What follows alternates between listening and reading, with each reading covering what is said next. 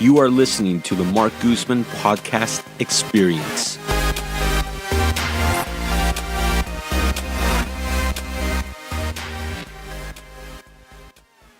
Welcome to another episode of Ask Marc Anything. Hopefully everyone in the Bay Area is staying safe with the smoke, and it's horrible. I mean, we're now in very unhealthy.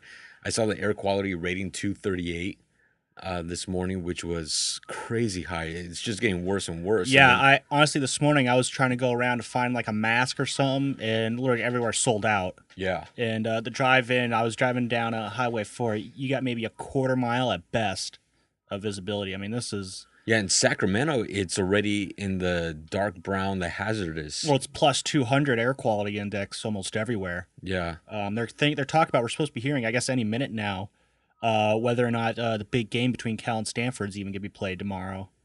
Oh, So that's high school football, they're postponing all sorts of playoff games. They're talking about doing coin flips to see who the section winners are going to be because they can't play the game. Wow. And Cal and USF had to cancel basketball games this week because of the weather, and those are indoors. So that's just how bad it is that indoor activities are being canceled. Yeah. It's horrible right now, and hopefully this doesn't, like what we were talking about on the highest and best episode, that hopefully this doesn't become a norm for every year where just a California wildfire happens and then just a blanket of smoke sitting over the Bay Area or parts of California. This is the third time in the last 15 months we've had a fire this serious cause this much smoke here in the Bay Area.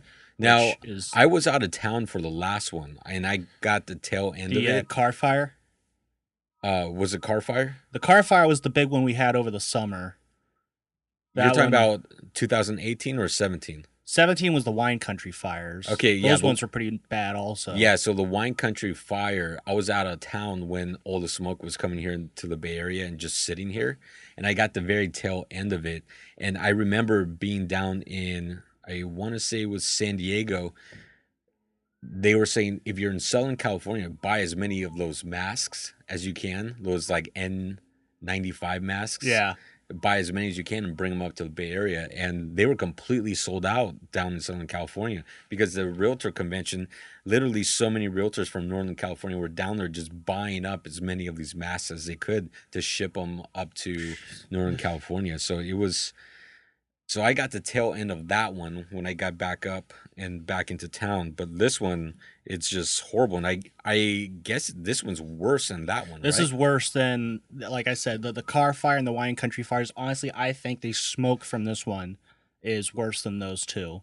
And that's really saying something. Yeah. And I see a lot of people walking around with masks, but they're wearing the wrong type of mask. I feel like if you just kind of get any protection and to some degree, you're doing good. But yeah, you definitely, I think it's the N90 to 100. I think the Chronicle said this morning I was reading, those are the ones you want to go for. Basically, I think that's the smartest thing is stay inside. Yeah. So. Yeah, exactly. So let's get into, do we have questions, or is it just kind of like a general? So this week we're doing something a little different. Instead of doing the 3 questions, it's going to be just one question, but it's going to have several answers. And this is, what are 3 do's and don'ts for showing a property? Okay. My first question is, what kind of property? I guess it would be just a rental property. Rental property? Yeah. Okay. Yeah, there's a few do's and don'ts, and let me see if I can kind of break this down for rental properties and for a lot of the real estate agents that might be, or people even in the market to buy a home, maybe some do's and don'ts. The number one don't for showing agents, and this annoys me as just a regular consumer that might be looking for a rental or a property to buy, is when the agent is following you around everywhere in the house. To me, that's so annoying. And it's kind of creepy sometimes and very weird. It's just, let me go through the home myself. Let me take a look at it. So I think one don't is to follow the person throughout the house and trying to be there for whatever comment that may come up. So I definitely, as a showing agent, like to just let people naturally go through the home themselves and get a feel for the home.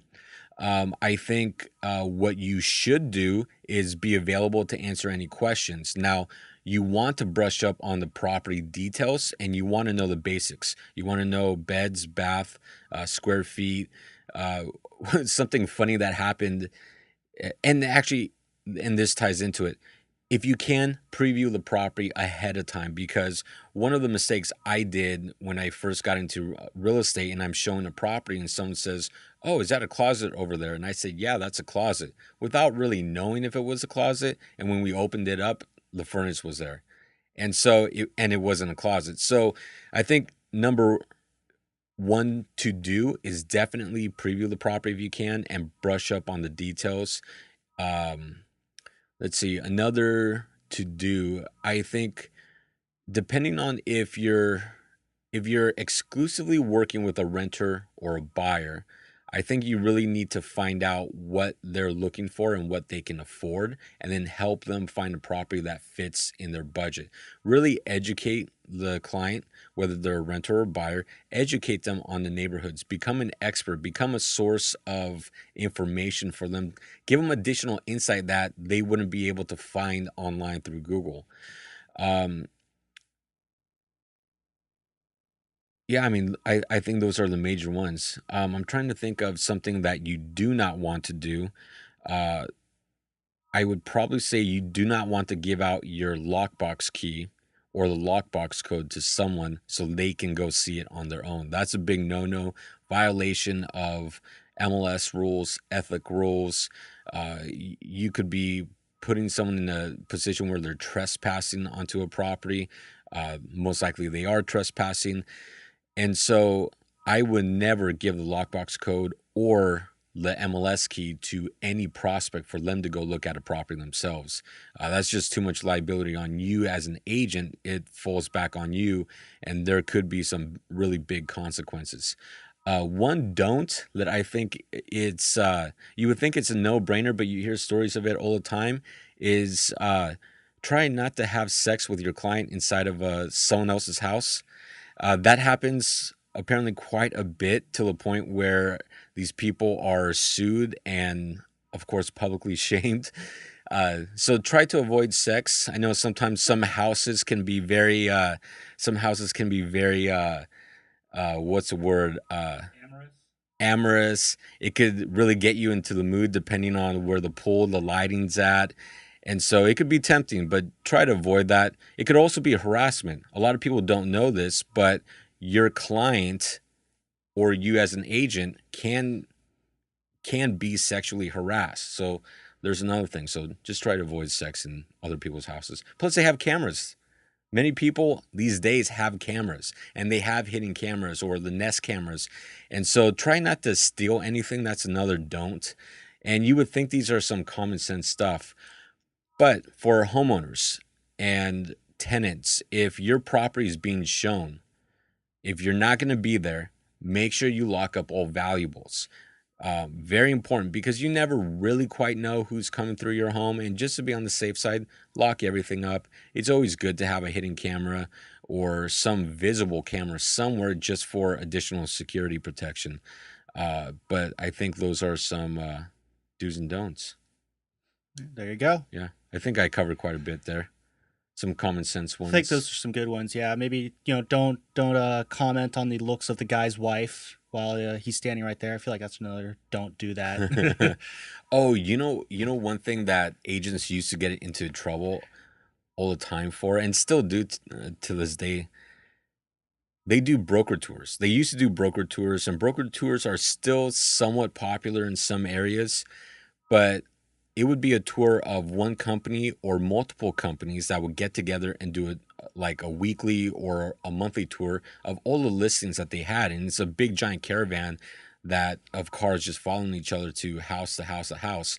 And they quickly, in 5 to 10 minutes, preview each house just in case they have a client that might fit that criteria, or it's a great way for an agent to get familiar with what's available on the market. Well, one of the problems is when you have so many agents going through these properties, you hear people start making comments. Oh, this house is overpriced. Oh, these are ugly floors. And agents kind of come off as very unprofessional making these comments. And sometimes the property owners are there. Sometimes there are cameras hidden cameras that are recording audio at the same time, and owners hear that, and it just comes off as very unprofessional. So I think whenever you're touring someone else's property, showing a property to a renter or buyer, as an agent, you want to remember you're professional first and foremost, and your reputation's on the line, and you want to come off as being an expert. You don't want to come off as being someone who just talks trash about other people's properties, or why the owner is not smart because they've got it overpriced and blah, blah, blah, blah, blah. So I think just keep comments to yourself, tour the property. I also like to tell my clients, if I'm showing them the property, don't make any comments inside. We don't know if there's cameras, audio recording devices. We don't know if someone's going to be home. Just don't make comments. We can talk about it after the fact, after we've left the property. So, good advice there. So stay safe. Thank you for listening to another episode of Ask Mark Anything. Thank you to listening to the other podcast episodes. Please go subscribe. Leave us ratings on iTunes. Find my podcast, Marc Guzman Experience, anywhere that you listen to podcasts. You can go to my website, markguzman.com. Follow us on Facebook. Literally anywhere you listen and watch podcasts and video casts, you'll be able to find our podcast. Thank you. Thank you so much for listening to the podcast. Thank you to our producer, Sam Lemon. Please subscribe, like, comment, and share the podcast. Remember, you can listen to the podcast on iTunes, Podbean, iHeartRadio, Google Play, SoundCloud, and anywhere else you listen to podcasts. For more information on my business as a property manager and real estate team, go visit my website at markguzman.com. I really want to thank all of you for listening. It means the world to me, and I hope today's episode provides you value in your day-to-day life. I created this podcast to help showcase the many great people that live in this world and help share some knowledge that I've learned along the way in life. Again, thank you for listening. Check out our sponsors, and I'll catch you on the next episode.